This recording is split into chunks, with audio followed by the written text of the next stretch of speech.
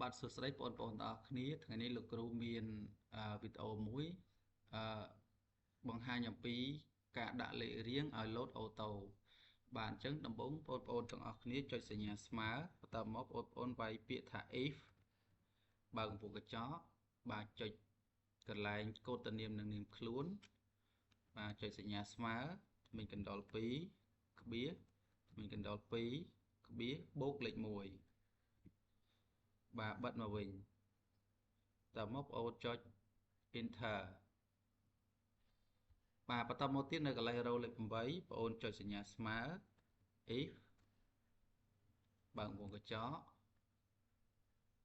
បាទអញ្ចឹងបងអូនចុចកន្លែង B8 អញ្ចឹងខ្ញុំវាយតែម្ដង B8 បាទស្មើមានកណ្ដុរ2ក្បៀសមានកណ្ដុរ2ក្បៀសបន្តមកយើងយក A7 នេះចុចកន្លែង A7 អញ្ចឹងខ្ញុំដាក់ A7 បូក1បិទមកវិញ enter បាទបន្តមកទៀតយើងចុចកន្លែង A8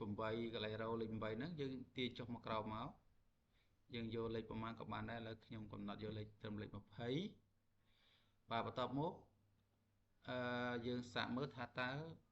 វាលោតអូតូឬក៏យ៉ាងណាអញ្ចឹងខ្ញុំវាយឈ្មោះមួយ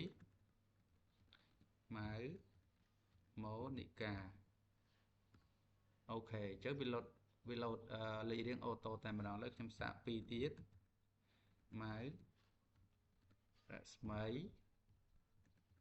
ម៉ៅរតនាបាទអញ្ចឹងបើសិនជាវាយប៉ុណ្ណាគឺវាលោតឲ្យប៉ុណ្ណឹងអញ្ចឹងសម្រាប់ការឲ្យលេខរៀងលោតអូតូគឺមានតែប៉ុណ្ណឹងបាទអញ្ចឹងសូមបងប្អូនយកទៅអនុវត្តផងបាទសូមអរគុណ